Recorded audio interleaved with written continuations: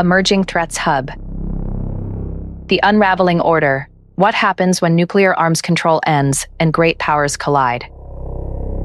What if the guardrails preventing global catastrophe didn't break with a bang, but simply faded away with a signature? Today, we face a reality that hasn't existed since the height of the Cold War. For the first time in decades, there are effectively no limits on the number of strategic nuclear weapons the world's two largest powers can deploy. The last treaty holding that line has expired. But is this return to anarchy inevitable? Or is it a choice, one constructed by our inability to imagine a cooperative future? Welcome to Emerging Threats Hub. I'm your host, Sebastian. Today, we are analyzing the Unraveling Order. We're going to look beyond the headlines of posturing and paranoia to understand the systems driving our current moment. We will explore the expiration of the New START Treaty, the shifting sands of European defense, and the new, kinetic reality of drone warfare in Ukraine. And later, we'll go under the radar to examine how a new axis of upheaval is being built not just on weapons, but on shared identity. At this podcast, we don't just map the chaos, we look for the architecture of stability. We believe that international politics is not a fixed game of survival, but a social construction anarchy is what states make of it. And if we made this mess, we can choose to build something different. Active conflicts, the human and strategic stakes. Let's begin with a paradox. While the strategic threat of nuclear war looms larger in the background, the daily reality of conflict is being defined by something much smaller, cheaper, and more ubiquitous: the drone. Our primary case study today is Ukraine. It is here that the abstract theories of realism, the idea that might makes right, are crashing headfirst into the muddy, brutal reality of modern attrition. The current state on the ground is a grueling stalemate, punctuated by technological leaps. We are seeing news that peace talks are scheduled for Wednesday, and there's movement in Abu Dhabi regarding high-level military dialogue. But on the battlefield, the nature of the fight has changed. The traditional realist view would tell us that the side with the bigger tanks and more battalions wins. But a recent poignant perspective from a Ukrainian drone manufacturer highlights a flaw in that thinking. This manufacturer, speaking to Euractiv, criticized Western hubris.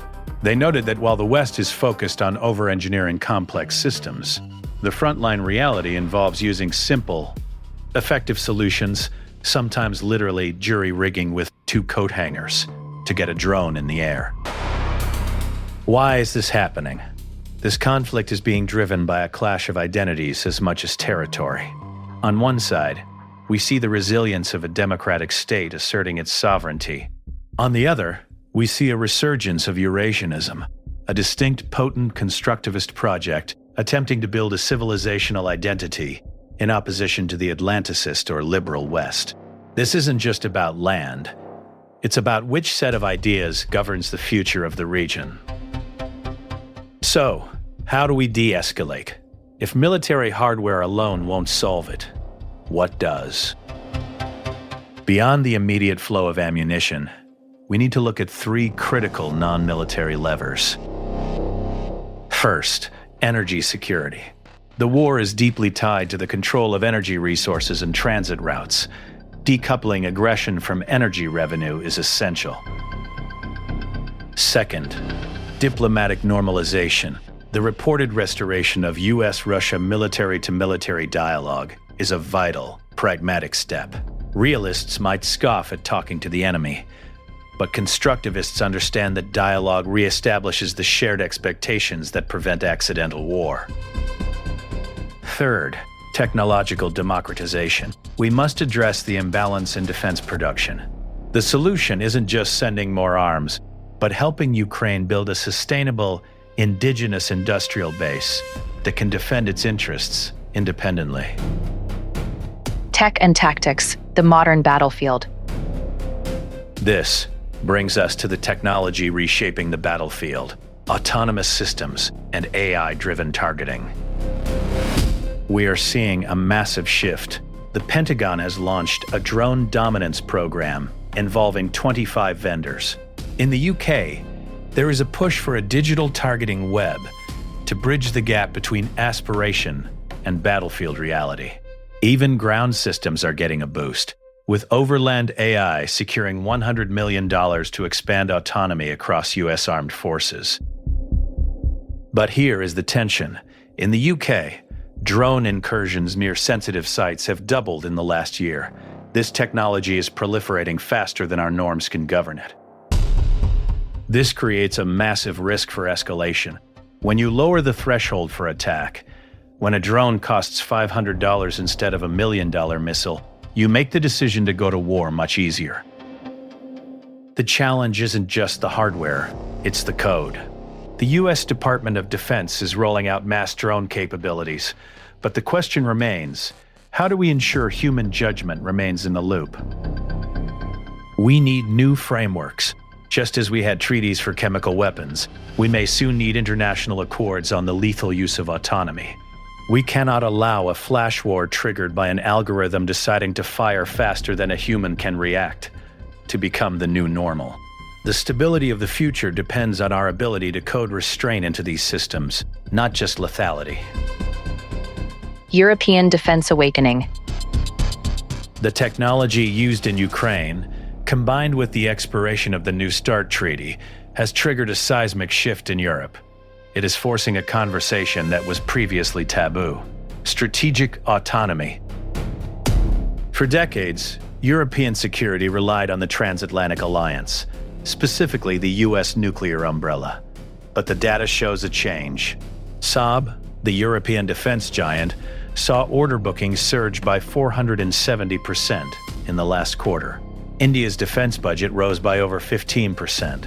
The world is rearming, and Europe is waking up to the fact that it may need to stand alone. Articles from Euractiv highlight a fascinating tension. Germany is actually backing discussions on a European-level nuclear deterrent. That is a monumental shift. Meanwhile, there is a debate. Should Europe stop considering the US as an ally? Let's apply our constructivist lens here. For a long time, the European identity was built on being a civilian power trading, not fighting. Now, the social reality is shifting. The identity is evolving toward that of a security power. But there is a risk. If Europe rushes to rearm without coordination, we get fragmentation. We see Poland calling for a total overhaul of the EU defense market to consolidate production, while Estonian small to medium enterprises are resisting consolidation, fearing the loss of innovation and agility. The path to stability here lies in balance. Europe needs to integrate its defense industry to achieve economies of scale, building the aircraft carriers of the future, while preserving the speedboats of innovation from smaller nations. They must also secure their data sovereignty. The proposal for a defense AI data space without US tech is crucial. You cannot have strategic autonomy if your targeting algorithms are owned by a foreign power. The solution isn't to abandon the alliance, but to build a pillar strong enough to stand on its own if necessary. A confident Europe contributes to a more stable world, not a more divided one. Under the radar. And now, time to go under the radar. While the headlines are dominated by Ukraine and the US election, I want to draw your attention to a concept that is quietly restructuring the global order: the CRINC alignment. You've heard of the BRICS nations, the economic bloc, but analysts are increasingly looking at what they call the axis of upheaval: China, Russia, Iran, and North Korea. From a realist perspective, this looks like a simple alliance of convenience against American hegemony. But if we look closer, through our constructivist lens, we see something more interesting. This is an attempt to manufacture a shared identity. These countries are not just signing treaties, they are actively constructing a narrative of anti-Western resistance. We saw North Korea supplying arms to Russia. We see Iran and Russia sharing drone technology. We see China providing the economic backing. Why does this matter? Because this axis isn't built on shared values like democracy or human rights. the glue that holds the West together. It's built on shared opposition. It is a negative identity, defined entirely by what it is against. This makes it brittle, but also dangerous in the short term.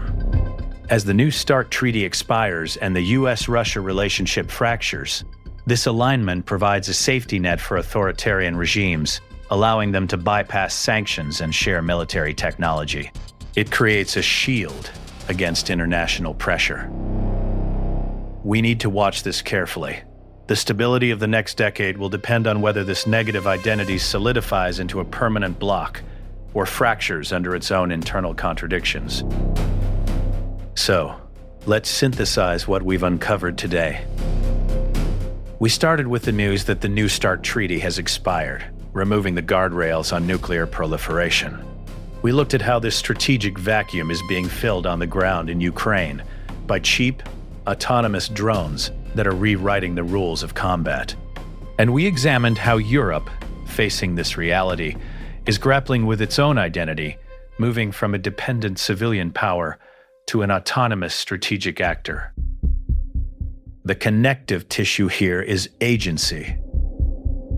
Realism tells us that these conflicts are inevitable, that the strong will do what they can and the weak will suffer what they must. But today's analysis shows that is not the whole story. The axis of upheaval is a choice. Europe's rearmament is a choice. The drone warfare tactics are choices. The path to stability, therefore, isn't just about building better missile defenses or faster jets. It is about constructing new diplomatic architectures that can keep pace with our technology.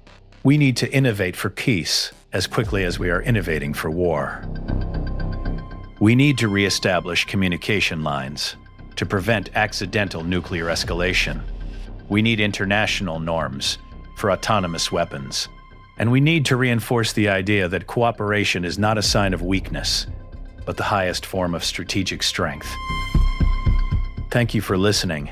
I hope this analysis provided you not just with information, but with a framework for understanding the complex world around us. If you found this episode valuable, please subscribe and share it with others who are looking for principled, solution-oriented analysis. You can find us on social media at #EmergingThreatsHub. Keep seeking clarity and stay vigilant.